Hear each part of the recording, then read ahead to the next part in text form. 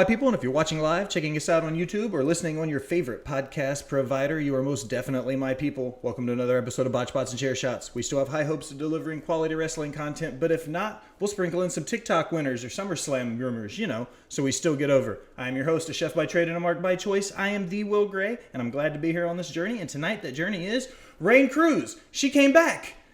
Raine. Hey, how are you? How are you? Thanks for coming on, chat about some wrestling with me. So what's going on with you?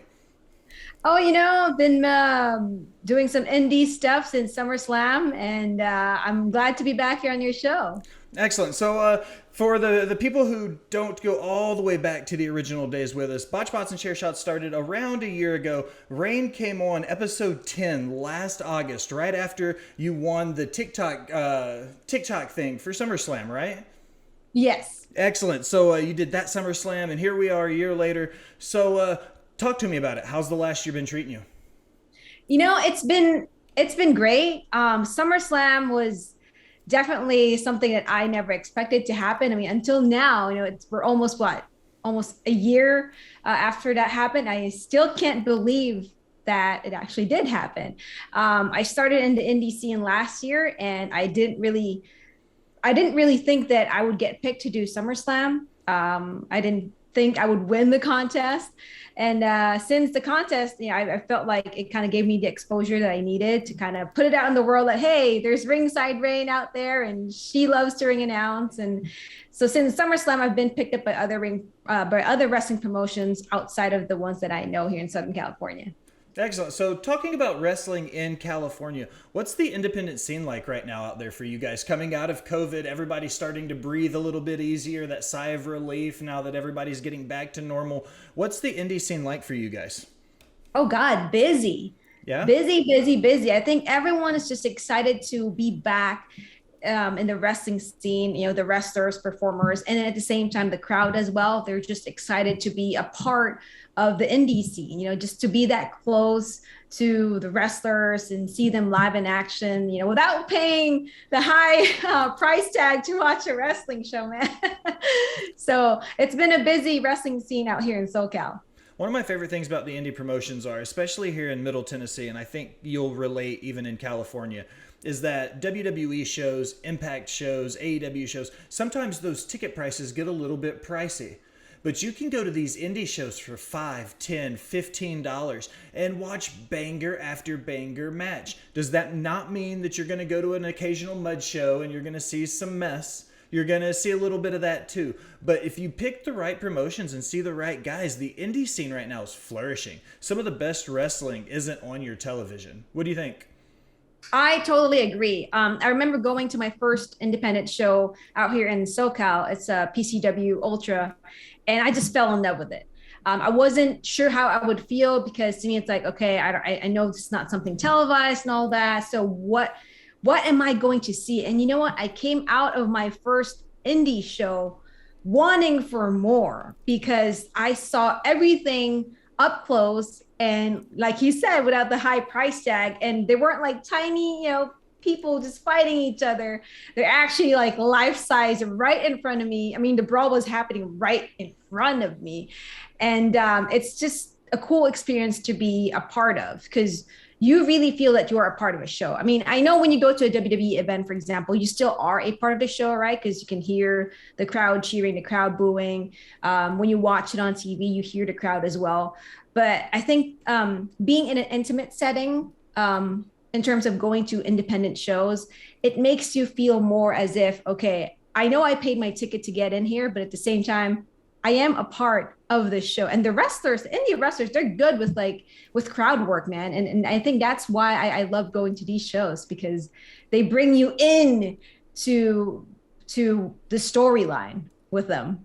So when I work with a local promotion here in Tennessee All Pro Wrestling, and I work with another one, Pro Wrestling Alliance. One of the most intriguing things to me about their live shows is how their crowds are these living, breathing entities at these independent shows. How they've got their own individualized chants, the way they feel about their heels and their baby faces. You feel like they're as invested as they are on TV with the WWE characters. Are you feeling that same kind of connection out there that we get here in the American Southeast?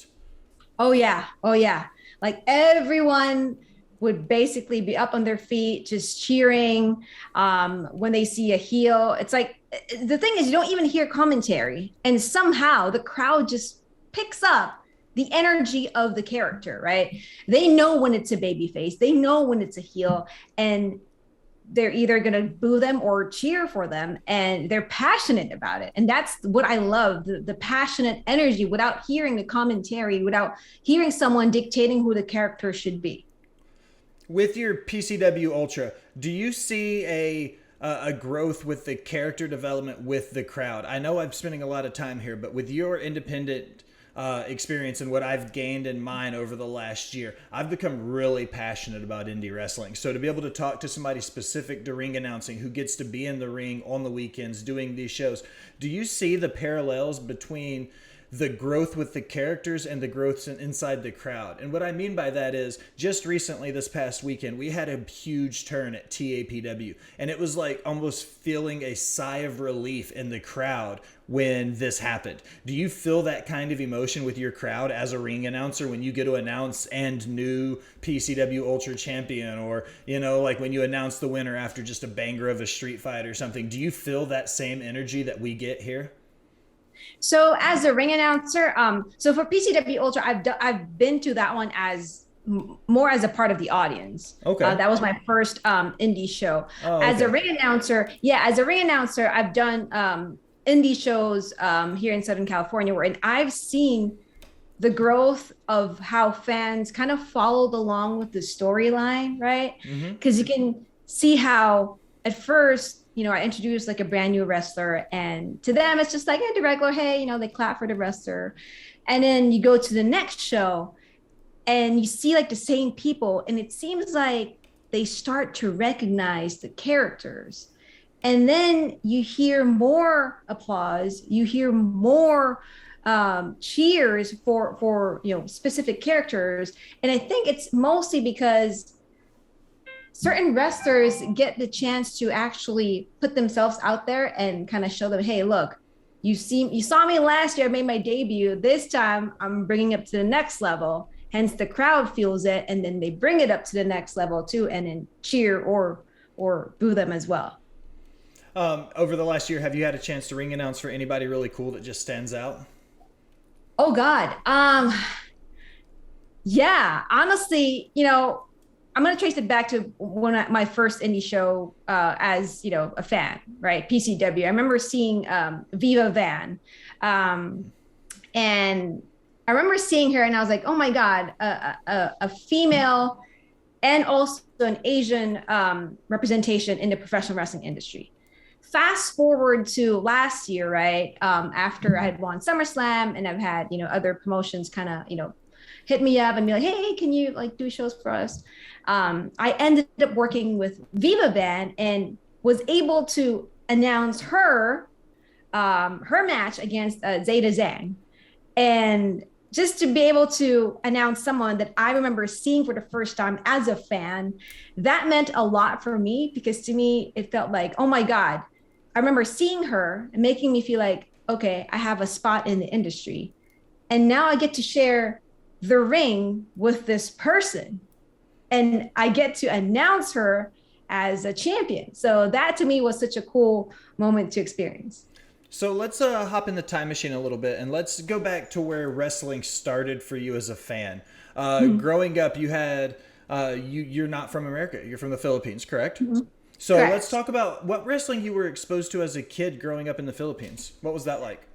So growing up in the Philippines, I didn't really watch wrestling when I was a kid, but my grandpa watched a lot of action films. So I think that's, you know, I know people say wrestling is fake, whatever.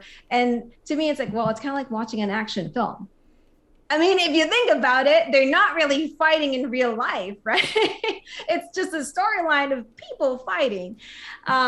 So fast forward to when I was 18, and I was flipping through the channels, and you know, I was taking Taekwondo lessons, and I sprained my ankle, and I was just at home and flipping through the channels, and then I see John Cena, and it was Monday Night Raw, and I just got curious because I see people fighting. Same thing, tracing it back to when my grandpa and I were watching action movies. I was like, oh my God, these people are fighting and the crowd's very into it. This is interesting. And then next thing I know, I watched it over and over and over again. And then, finally someone broke the news to me and told me, wrestling is fake, right? And then I was like, what? And then instead of getting turned off by it, I felt like, oh God, well, that's amazing because for me to think that, oh my God, this is something real, and then come to find out it's not.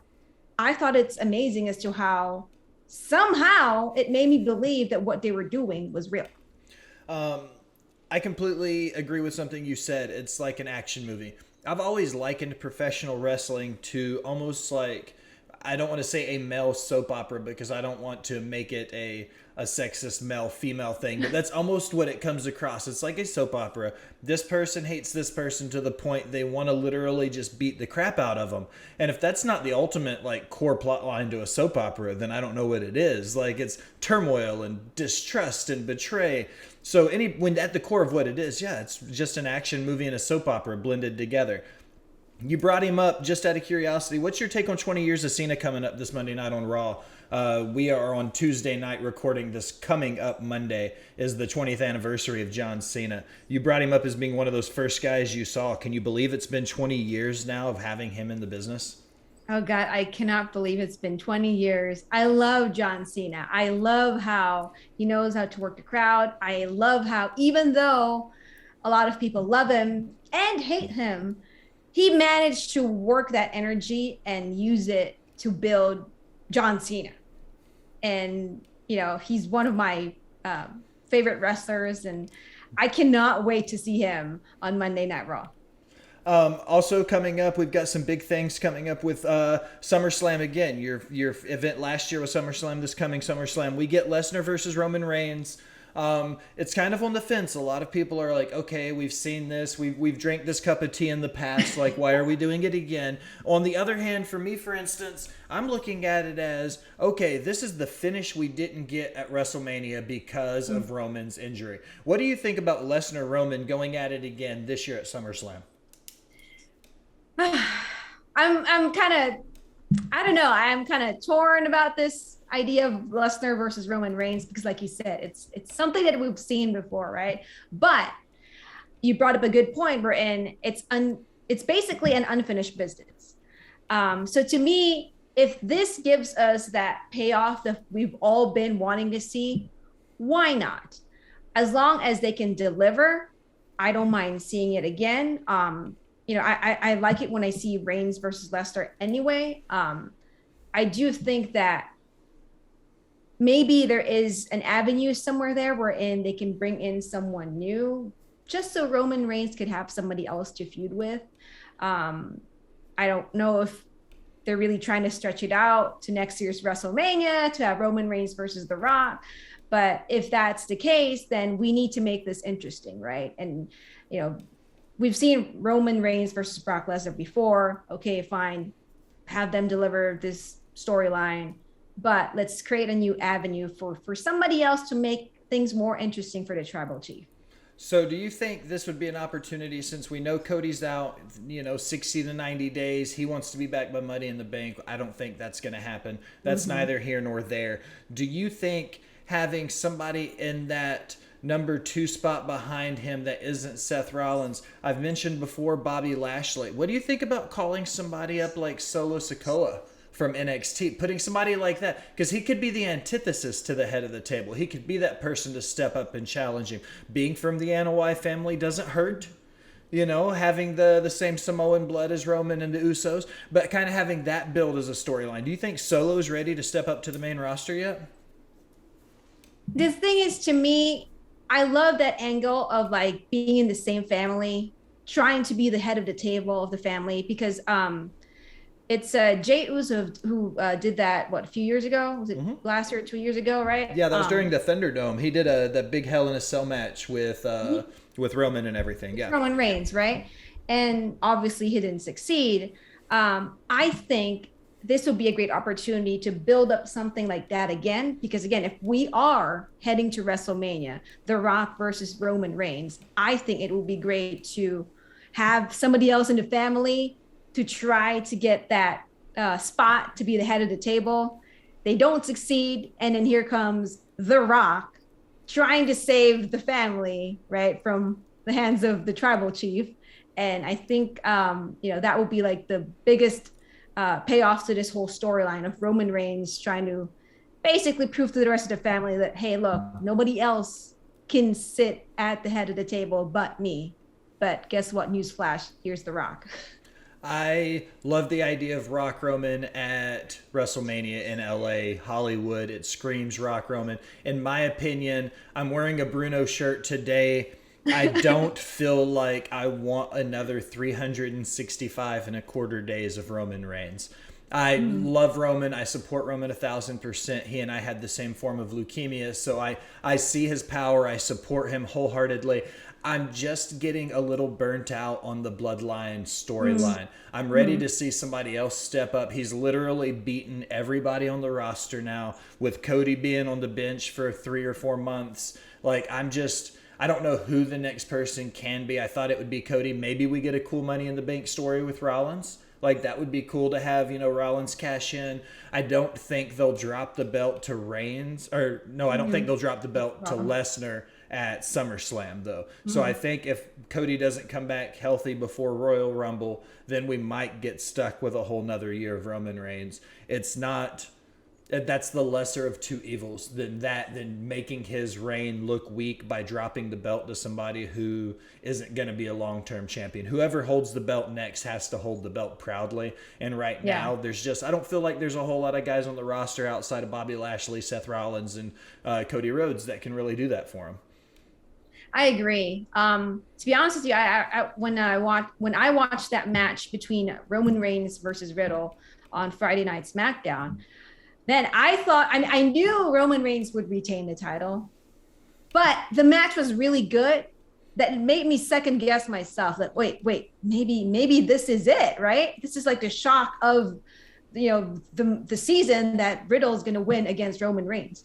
But that whole storyline of if Riddle doesn't win, he can't challenge Roman Reigns again as long as he's the champion. I thought, wait a minute, that would be a great idea too, that anybody else who wants to challenge Roman Reigns would have that same stipulation wherein, if they lose, they can't challenge Roman Reigns again as long as he's the champion. And that would kind of help with the storyline as well as to how nobody else is out there to beat him. No, it's very similar to what they did with Bruno. If you look at his run in the 60s, the issue wasn't that he had gotten to the point where he beat everybody. That was almost the kind of running gimmick, was that he ran out of people in that Northeastern territory to beat. You know what I mean? And by that point, Vince Sr. had split off with the WWF, because there used to be threes, when he had already split off from the NWA and made his own world champion. Like, when Bruno went through that Northeast territory, there was nobody left for him to do. So eventually they had to have somebody turn on him, and they had to have that moment when it happened. And you look at where Roman's at now, and we're almost to that point where you almost see it like when he does lose the title, it has to be the complete deterioration of the Bloodline stable as a whole at this point. In order for it to not, for his reign to be protected, you almost have to see his stable crumble from within so it doesn't make it look weak. You see what I mean? Yeah, I see what you mean. Okay, what do you think about the handling of the women's division right now in WWE? We're finding out Rhea Ripley's injured, so Bianca Belair is up in the air. What do you think about how they're handling the women's titles right now? With the women's titles, I'm kind of I'm a little confused about it. I don't think it's strong, to be honest with you, especially after Charlotte Flair kind of took some time off. I know there's kind of like this thing we're in, okay, it's Charlotte again, it's Charlotte again, it's Charlotte again. But at the same time, Charlotte delivers. And the fact that when you look at the women's, women's roster, or let's just focus on the championship reigns right now, I don't see Ronda Rousey as a strong women's champion. I mean, I feel bad saying that because Ronda Rousey has proven her credibility and has proven that she, knows how to wrestle and all that. But at the same time, she is not a strong champion. Bianca Belair, I love her. I think she is a strong champion. But at the same time, I was looking forward to that Rhea Ripley versus Bianca Belair. But now what? Where do we go from here, right? So I'm hoping that whoever wins the women's Money in the Bank will kind of bring back some sort of like fire and like intensity and something that you want to see or to look forward to in the women's in the chase for the women's championship. Because like right now, to me, it's kind of like, it's just like we're just trying to push this segment that, hey, okay, we have a women's title or women's championship going on, and we're just waiting to hear or to see who's going to be next in line. And right now, I'm not invested in that story. Let me ask you a question then. If you look at Charlotte, Bayley, Becky, and Sasha as the 4 horsewomen of the WWE, Sasha, I'll say unfortunately, has bowed out. Whether she's released or not released hasn't been made official yet, but let's say we recuse Sasha out of the equation. So now we have Charlotte, Bayley, and Becky. If you had to pick the 4th 4 horsewoman in it, do you think Bianca automatically sides into that spot, or do you make a case for an Asuka or a Lacey Evans or a Doudrop or a Rhea? Do you think Bianca would be next in line to be that 4 in the top 4 women in the company? Because we are still awaiting a Bayley return. We know she's cleared. It's just a matter of when they decide to pull the trigger. Do you think Bianca is that 4th woman in that 4 horsewomen now? I think that Bianca is on her way there. I don't think she could be that person yet. I know she's done great things in her career, but I think it's too early to say that. Right now, I can see Asuka, although I don't think she's being really used properly to her full capacity. But I think it's kind of too early for it to be Bianca Belair, because I'm kind of in between Bianca Belair and Rhea Ripley for that spot. So my issue with the 4 horsewomen, I'm not really an issue. It's one of those feast or famine things with the women's division for me. And the way I look at it is Charlotte is the best female worker in the company. I'm not going to say in the business. I think in WWE specifically right now, I think Charlotte's the best female wrestler. She's arguably better than some of the men on the roster. The best talker, however, in the company is Bayley, hands down. She's the best female on the mic. The issue with that is Charlotte and Bayley are so close to each other in those regards that it's almost like whoever is number 2 in either one of those categories becomes number 3 or number 4 behind Charlotte and behind Bayley. And then Becky is already such a standard alone without just being on her own. She's one of those women that's bigger than the belt. Becky doesn't have to have a women's title to be over, just like Bayley didn't, just like Charlotte didn't. But I think Becky on her own. Then you look at that 4th spot, and I agree. Bianca is an amazing talker. She's not a better talker than Bayley. Bianca is an amazing worker. She's not a better worker than Charlotte. You see what I mean? So it's like Bianca's getting there, and she's a stable number 2 in every major category. I think she's hands down above everybody else in charisma, though. She wins the charisma game. She's the most charismatic champion. She's more over than any other female wrestler. So I think if it wasn't Bianca, I 1,000% agree with you and think that Rhea would be that very 1A option behind Bianca as far as who would be that 4th 4 horsewoman. That was a mouthful. That one took me for a second. I was like, man. And this conversation has completely gone AWOL. None of these questions were written down. Once you started talking about modern wrestling, I was like, let's talk about it. I want to know your opinions on what's going on.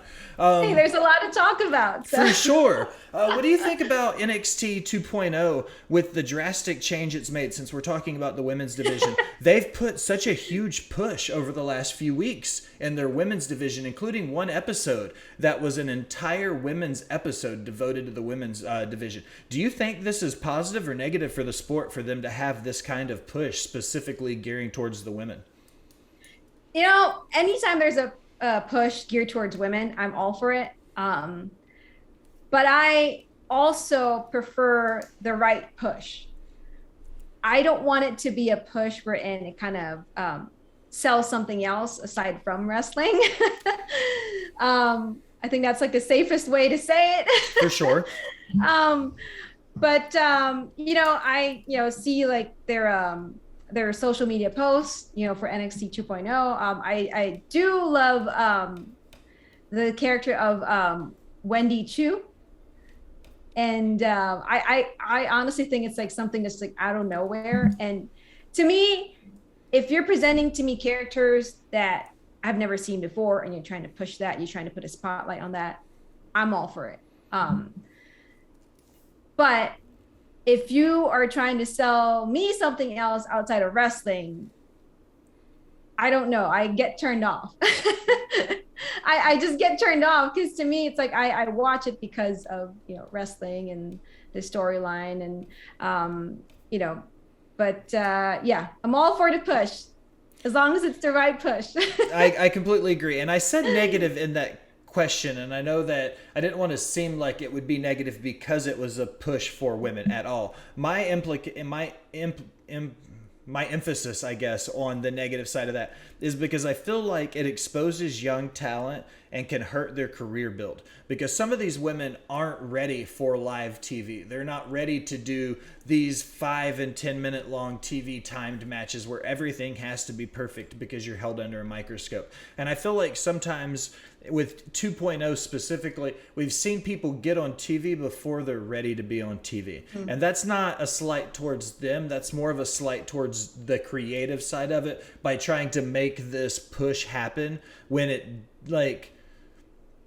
like stop making it happen. It's not going to happen. What's the line from Mean Girls? I can't remember now. My kids would kill me. I've never seen that movie. Really? So. It's No. like it's a stupid movie. It's a stupid line, but the point is she's like, stop trying to make this happen because it's not going to happen. Like, if your talent's not ready to work on TV, don't push them on TV yet. Don't expose their weaknesses. Don't expose them on screen. Let them continue to develop. Like, that's what the PC is there for. So stop rushing these people just so you can get them on TV. Like you said, for selling other things than their wrestling and athletic abilities. That's a good PC way to say that, right? Yeah. See, I was trying to mind myself. I was trying to stay classy for you, Raine. I didn't want to go off the walls. So going back to your indie career right now, what do you think is one of the biggest things you take away from some of your indie shows that you do? Like, what's your favorite things about doing these house shows and these pop-up shows? The biggest thing that I love about indie shows is that you can just do whatever you want. I mean, honestly, when I started ring announcing, it was basically because we didn't have a ring announcer and I just volunteered to do it. Right. And to me, I felt like, you know what, this is the right crowd because it's an intimate setting. They don't like it. They're going to tell me. And to me, if it works out, then you know what, I'm going to keep doing this over and over again and, try something new. And same thing, if, the crowd likes it and I'll keep doing it. And that's the thing. It's like in the indie scene, there are a lot of things that you can try because like you mentioned earlier about NXT 2.0, you're not under a microscope and everyone's just like watching you, right? You're under this pressure of like, being on TV and the need to be perfect. And the indie shows, well, you strive to be perfect. You strive to be the best that you can. But at the same time, that is like the good way to practice, get your reps in, do the crowd work and, be as comfortable as you can be inside the ring. Okay, 2-part question. And I'm curious for your take as a ring announcer. Who is your current favorite ring announcer in the business? And who do you think is the best to ever do it? Does it have to be in the wrestling scene or? No, anybody who's done this goes UFC, this could be boxing, this could be the Olympics, whoever you think is the best MC for doing a sporting event that you remember hearing, somebody that you were like, hell yeah, I hope I sound like that one day. You know what I mean? Like, who do you think was the best to do it? If I were to kind of stick with like WWE, I would say Lillian Garcia.